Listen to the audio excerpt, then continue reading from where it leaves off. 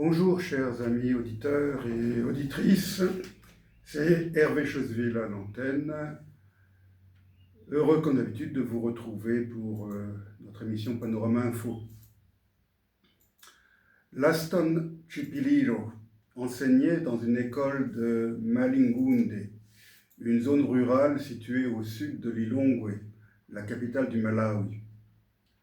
Le 9 mars dernier, il a disparu après avoir quitté son travail alors qu'il rentrait chez lui à bicyclette. Son corps, atrocement démembré, n'a été découvert que le 25 mai. Pourquoi est-ce que je parle d'un fait divers aussi sordide qui s'est produit dans un pays lointain, le Malawi, un petit pays d'Afrique australe, enclavé entre la Zambie, la Tanzanie et le Mozambique, alors que nos grands médias français nous relatent quotidiennement d'autres faits divers, sordides, bien français, eux. Pour deux raisons. D'abord parce que je suis toujours avec intérêt l'actualité du Malawi, un pays où j'ai passé un total de 6 années, un pays que j'ai aimé et dont j'ai beaucoup de nostalgie. La seconde raison, la principale, est que la victime, Laston Chipililo, était une personne atteinte d'albinisme. Vous vous en souviendrez sans doute, je m'intéresse depuis longtemps à la question des albinos africains. Depuis des années, j'ai beaucoup écrit à leur sujet et j'ai déjà fait plusieurs émissions à leur sujet sur ces ondes. J'ai souvent dénoncé le sort inadmissible réservé aux albinos dans plusieurs pays d'Afrique et j'ai tenté, à mon modeste niveau, d'alerter l'opinion au sujet des meurtres rituels dont ils sont victimes dans des pays comme la Tanzanie, le Burundi, la République démocratique du Congo et même, comme nous allons le voir, le Malawi. Je me suis également beaucoup investi pour tenter d'améliorer le sort de certains d'entre eux au Malawi et en République démocratique du Congo. Mais avant de poursuivre cette émission, je crois qu'il conviendrait que j'explique à nouveau ce qu'est l'albinisme. À l'origine, le nom d'albinos fut donné aux Africains blancs rencontrés par les navigateurs portugais à l'époque de Vasco de Gama lors d'escales sur les côtes d'Afrique. L'albinisme est une anomalie génétique due à une absence de mélanine, un pigment de la peau, des poils, des cheveux et des yeux. Cette anomalie peut se manifester sous plusieurs formes. L'albinisme partiel, qu'on appelle aussi l'albinisme oculaire, qui n'affecte que la vision, et l'albinisme total ou oculocutané, qui affecte les yeux, la peau et le système pileux. Les albinos ont une vision très déficiente. L'exposition à la lumière du soleil peut la détériorer encore plus et même amener la cécité totale. Elle peut aussi causer des maladies de peau pouvant évoluer en cancer. L'albinisme est une affection universelle dont l'incidence mondiale, toutes formes confondues, est d'environ 1 cas pour 20 000 naissances, soit 0,005% de la population humaine. L'albinisme concerne aussi des espèces animales, mais je n'ai pas le temps de vous parler des éléphants blancs, malheureusement. Ce taux de prévalence est notablement plus élevé au sein de certains groupes humains, sans que l'on en connaisse les raisons.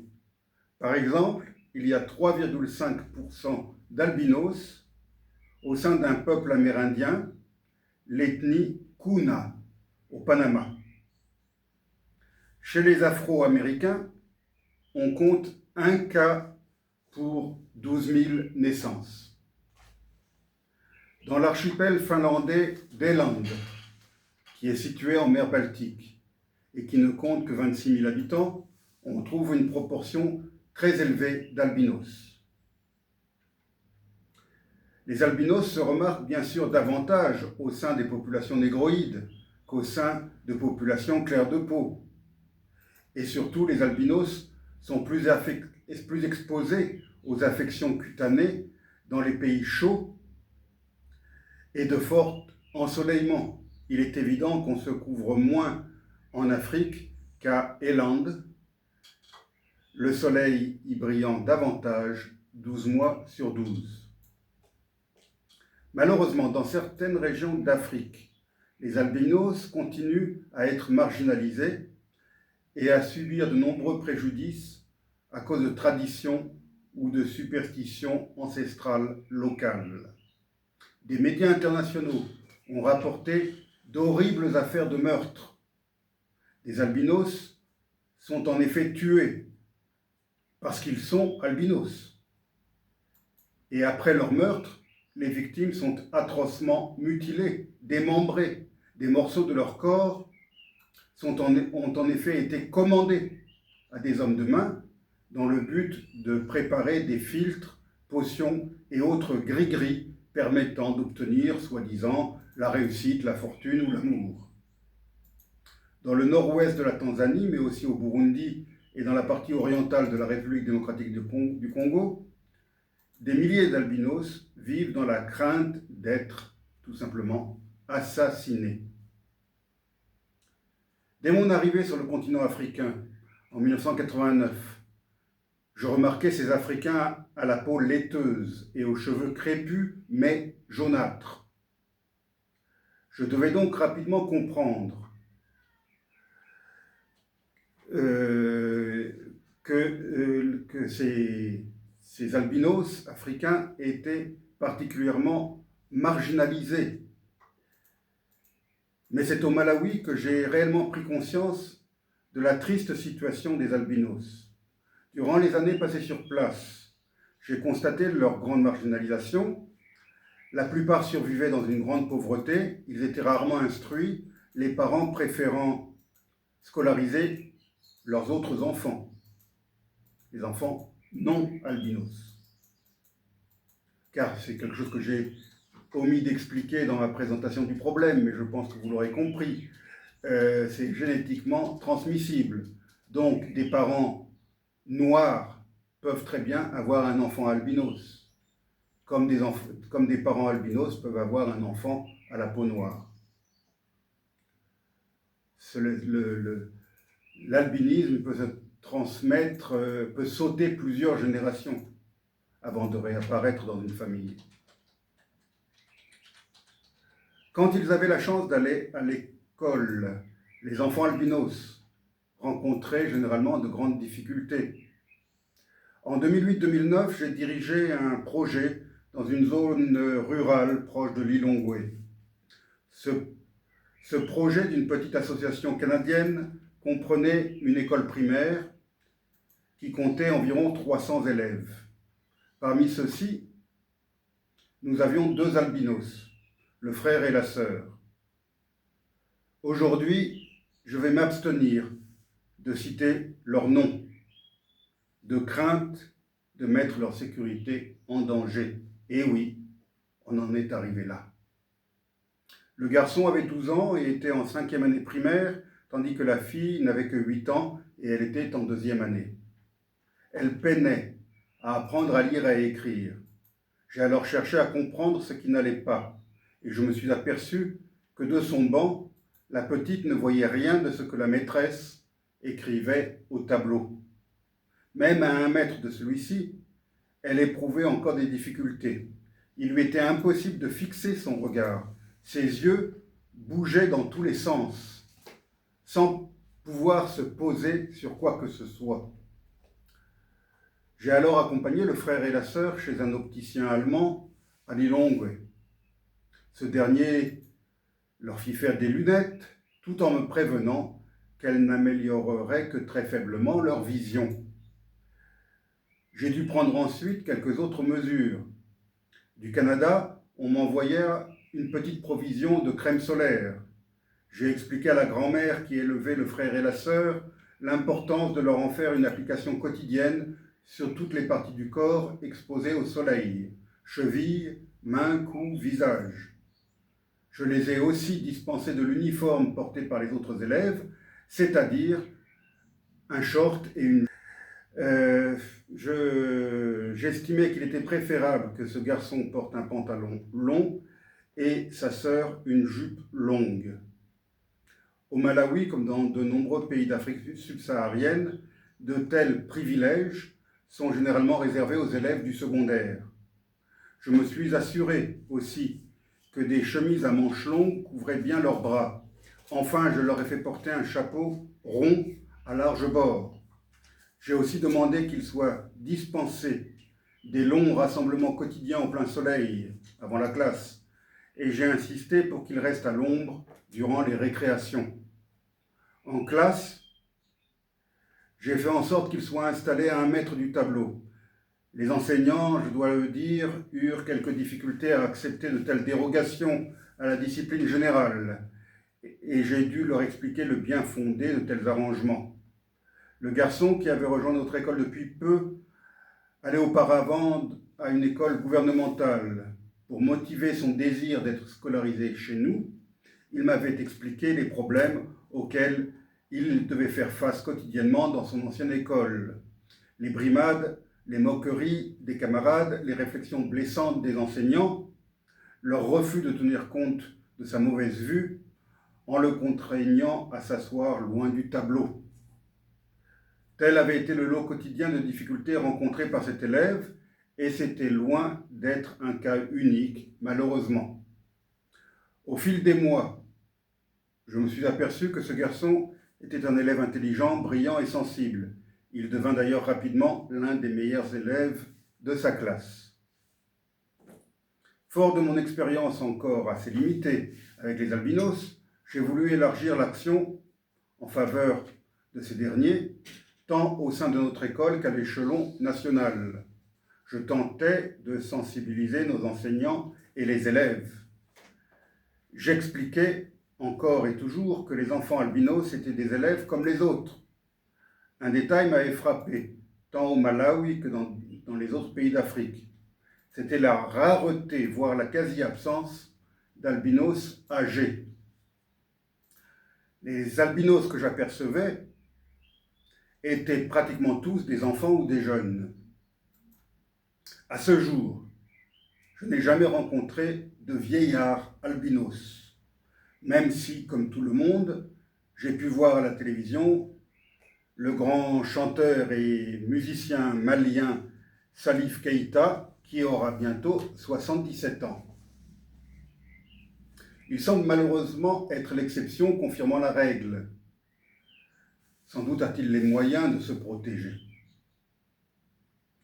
Ce simple constat m'amena à réaliser que les albinos africains, d'une manière générale, avaient une espérance de vie très réduite. Dans la famille de nos 2 élèves, un enfant albinos était décédé peu de temps avant que je ne les connaisse. Or, avec des mesures simples telles que celles que j'ai tenté d'appliquer dans notre école primaire, il est possible de prévenir la cécité et les maladies de peau qui finissent par évoluer en cancer. Dans cette action en faveur des albinos malawiens, je me suis associé, durant mon séjour, à une vedette de la chanson de ce pays.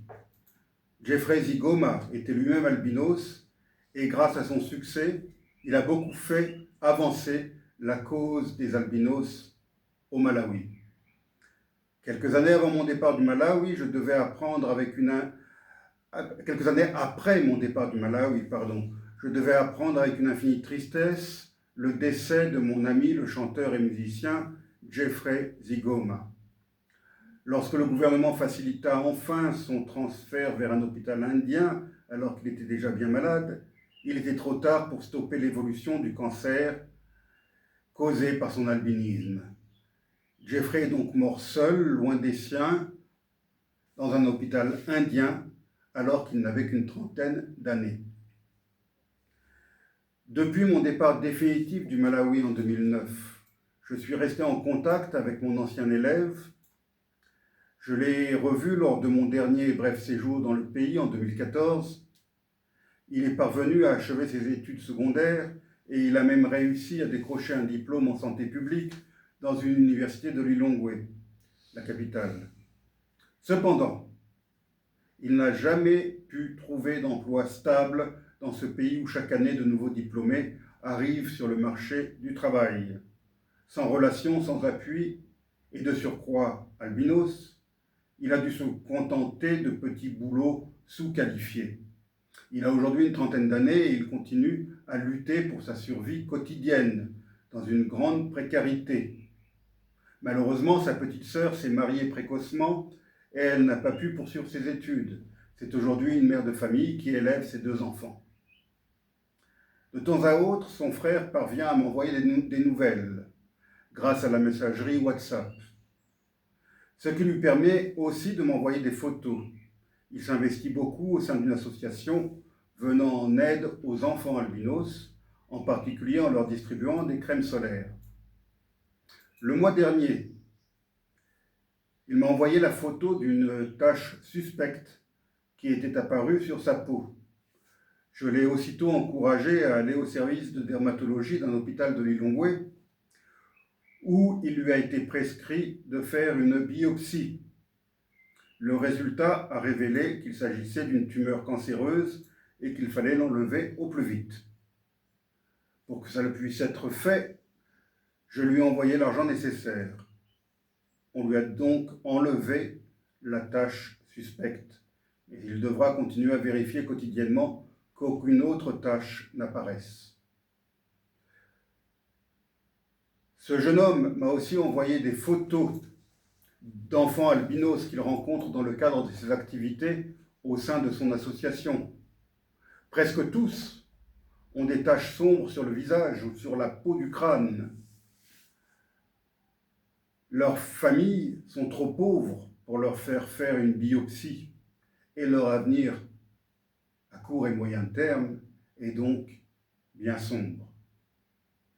Durant la mandature du président Lazarus Chakwera, entre 2020 et 2025, les autorités du Malawi ont enfin semblé prendre conscience des drames qui frappaient les citoyens atteints d'albinisme.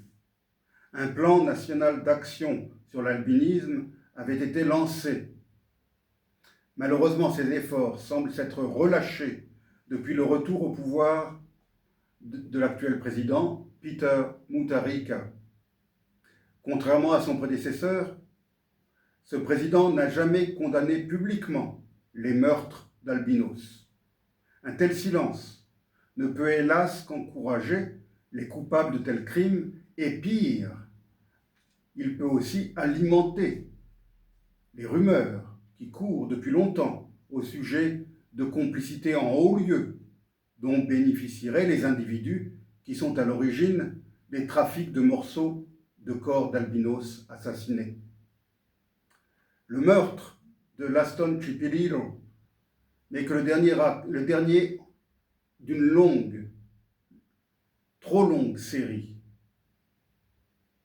Les médias du Malawi ont également rapporté de nombreux cas de désacralisation de tombes de personnes albinos récemment décédées. Elles ont été excavées et on a ensuite retrouvé les corps démembrés.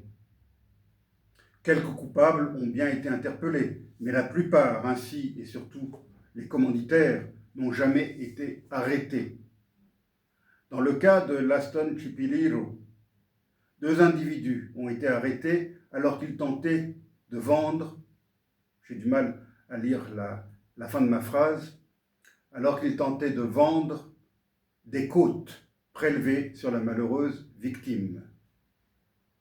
4 autres suspects sont parvenus à prendre la fuite. L'enquête a révélé un aspect encore plus sordide de cette épouvantable affaire. Ce sont des membres de la famille de Laston Chipililo, ses propres oncles, qui, pour de l'argent, ont signalé les faits et gestes de leur neveu aux meurtriers, afin de leur faciliter la tâche et de gagner un peu d'argent. Au Malawi, il devient urgent de prendre des actions fermes et résolues afin de mettre un terme aux atrocités visant les personnes atteintes d'albinisme, que ce soit les meurtres ou les exhumations de cadavres. Le silence du président Mutharika n'a que trop duré. Le plan national d'action lancé durant le mandat de son prédécesseur devrait être relancé et correctement financé. Des campagnes de sensibilisation de la population devraient être initiées dans tout le pays à travers les radios, les télévisions, par le biais d'affiches géantes et en impliquant aussi les chefs coutumiers et les élus locaux. Cette sensibilisation devrait bien sûr commencer à l'école, avec des interventions auprès des enseignants et des élèves, pour leur expliquer la bêtise de ces croyances d'un autre âge et la nécessité d'appliquer des mesures spécifiques pour les élèves atteints d'albinisme, afin de prévenir les cancers de la peau. L'arrestation et la retransmission à la radio et à la télévision des procès, non seulement des coupables de meurtre, mais aussi de leurs commanditaires, pourraient aussi contribuer à éduquer la population et servir à l'éducation des générations futures. Enfin, la nomination au sein du gouvernement d'un ministre atteint d'albinisme pourrait aussi aider à en finir avec des idées reçues et des préjugés basés sur des croyances moyenâgeuses. Surtout si le portefeuille attribué à le ou la ministre couvrait des affaires d'intérêt général et pas seulement l'intérêt des personnes atteintes d'albinisme. Il ne faudrait pas en effet renouveler les erreurs commises lors des premières nominations de femmes dans des gouvernements. Ces femmes étaient systématiquement nommées ministres de la condition féminine, voire ministres de la santé, comme si toutes les autres fonctions ne pouvaient être remplies que par des hommes. La nomination d'un albinos comme ministre des Affaires étrangères, ou encore ministre de l'Intérieur, ou de la Justice, serait certainement un symbole fort et un exemple pour toute l'Afrique. Cela ne s'est encore jamais produit au Malawi ou ailleurs au sud du Sahara. Il arrive qu'ici, nos grands médias s'émeuvent du sort des chrétiens d'Orient ou des chrétiens du Nigeria, tués parce que chrétiens. C'est bien. Ces mêmes grands médias diffusent aussi des reportages sur les victimes du racisme et sur les crimes antisémites. C'est très bien.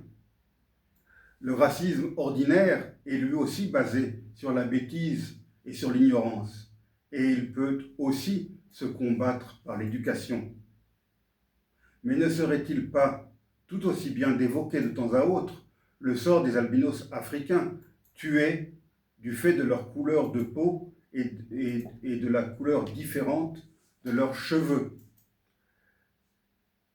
Car s'il est possible, parfois, de cacher sa religion ou d'en changer, il est impossible de changer sa couleur de peau.